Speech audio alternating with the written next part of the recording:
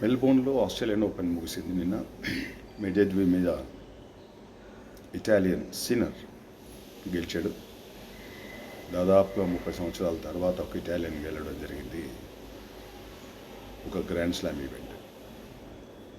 అయితే మొదటి 2 మ్యాచ్లు ఓడిపోయినప్పటికీ 3-6, 3-6 తోటి తర్వాత పుంజుకున్న సిన్నర్ నెక్స్ట్ 2 కూడా 6-4, 6-4తో గెలిచి సమన్ చేశాడు 2-all.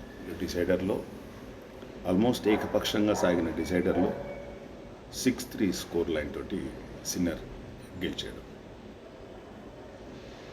అయితే మెడెడ్వేది 5th సెట్లో double handed back hand cross court పడలేదు, చాలా మటుకు బయటికి టైర్ అయిపోయినట్టుగా కనబడ్డాడు చివరికి వచ్చేటప్పటికి. నార్మల్గా కూడా లీన్గానే ఉంటాడు.